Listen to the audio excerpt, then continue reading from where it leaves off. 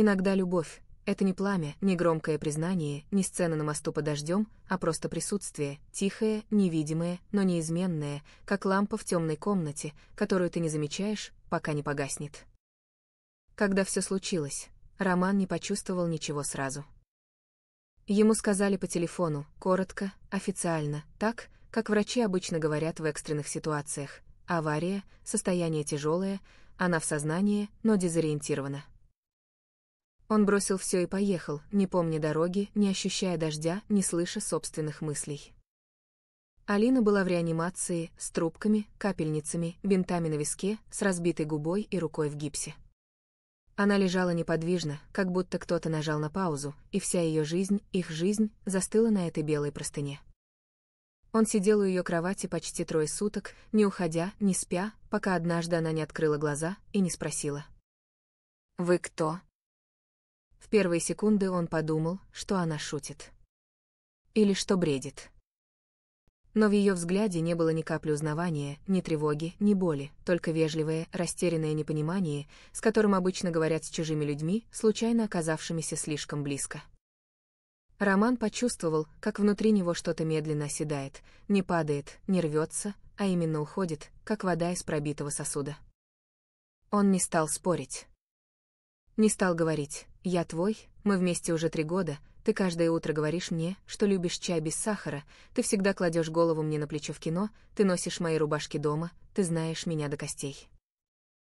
Он просто встал, вышел в коридор и сел на холодную скамью, накрыв лицо руками. И там, среди белых стен, яркого света и запаха антисептика, он принял самое трудное решение в своей жизни — не исчезать. Врачи говорили, что память может вернуться. Или не вернуться. Что травма головы сложная, что амнезия частичная, что возможна дезориентация в недавнем прошлом. Она помнила детство, родителей, подругу из университета.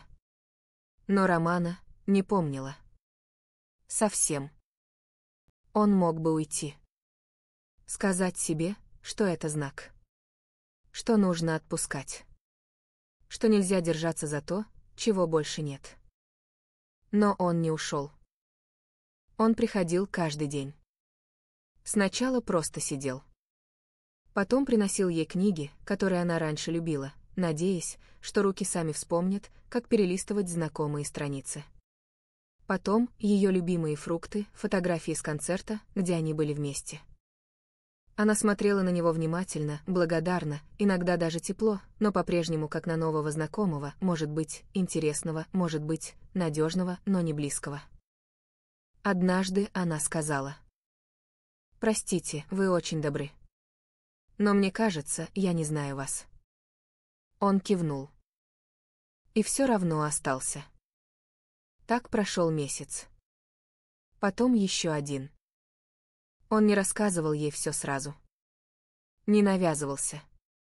Не просил вспомнить. Он просто был рядом, не как тот, кого нужно любить, а как тот, кто не уйдет, даже если ты навсегда забудешь, кем он для тебя был.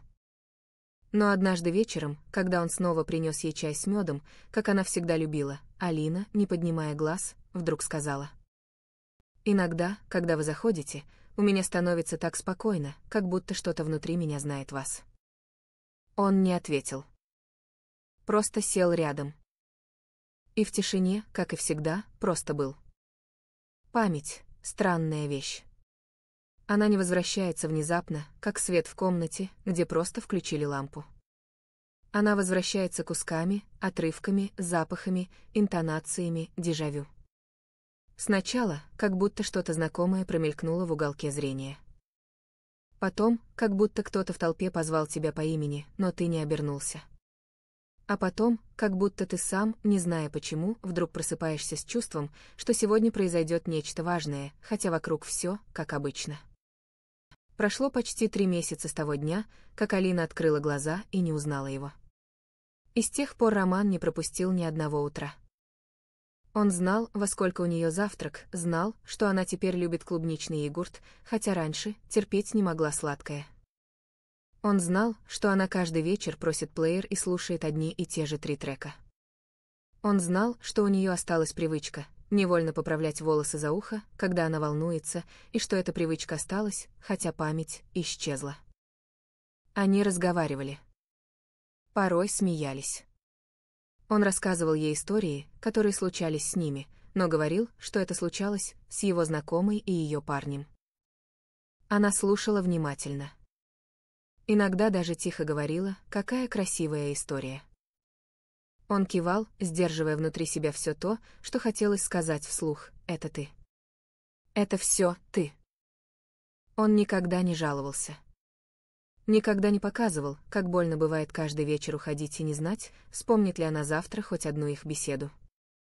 Он просто приходил. Каждый день.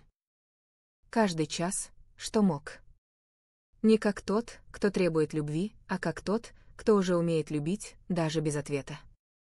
Однажды, ближе к весне, когда снег уже сошел с тротуаров, и в окне ее палаты снова появилось солнце, Алина посмотрела на него иначе.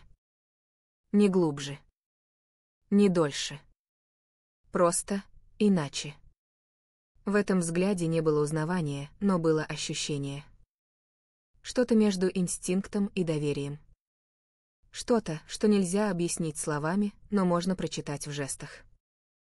«Вы», — она произнесла почти неслышно. «А вы любили кого-нибудь?» Он посмотрел на нее, и в этот момент в нем сжалось все. «Да», — ответил он тихо. «Очень». Она опустила взгляд и вдруг, впервые за все это время, дотронулась до его руки, легко, неуверенно, как будто сама не поняла, зачем. Он не сжал ее ладонь в ответ. Просто позволил. «Как вы поняли, что любите?» — спросила она. Он выдохнул. «Когда понял, что не уйду, даже если она обо мне забудет». Алина ничего не сказала. Только еще немного сжала его пальцы. Потом отпустила. Но он знал, что-то внутри нее отозвалось. Память не вернулась в одночасье. Она не проснулась однажды с криком «Рома», как в дешевых фильмах. Она возвращалась по частям. Сначала ощущение знакомой мелодии. Потом запах мандарин, который почему-то вызвал слезы. Потом голос в полусне, имя, произнесенное шепотом. А потом в зеркале она увидела свое отражение и впервые за долгое время спросила себя: а что, если я его действительно знала? Через неделю ее перевели из больницы в реабилитационный центр. Он помог перевозить вещи. Держал ее за локоть, когда она оступалась. Не говорил лишнего. Но в тот вечер, когда они сели в маленьком сквере у входа, и она попросила подержать ее руку чуть дольше, чем обычно, он понял, что все меняется. «Можно спросить?» — тихо сказала она. «Ты ведь не просто друг, да?» Он кивнул. «Не уверена». «Уже нет. Но я не спешу. Я просто рядом». Алина долго смотрела на него. Потом выдохнула. «Спасибо, что не ушел. Даже тогда, когда я была не собой». Он посмотрел в ее глаза. «Но ты всегда была собой. Просто другой версией». Я любил обе. Прошло еще время. Долгое. Медленное. Но теперь уже обоюдное. Однажды она проснулась рано. В комнате было светло от майского солнца. На тумбочке стоял чай с медом, такой, какой он всегда приносил. И рядом фотография. Она взяла ее в руки. Улыбка. Два лица. Их лица. До аварии. До паузы. До потери. Она смотрела долго, молча. А потом, впервые за полгода, произнесла: «Рома. Это мы». И он, услышав ее голос из кухни, вдруг понял, все это время он не ждал память. Он ждал встречу. И теперь она, наконец, вернулась. Иногда любовь — это не быть рядом, пока тебя любят. А остаться, даже когда тебя забыли. Чтобы однажды, в тишине, Тебя узнали заново и выбрали снова.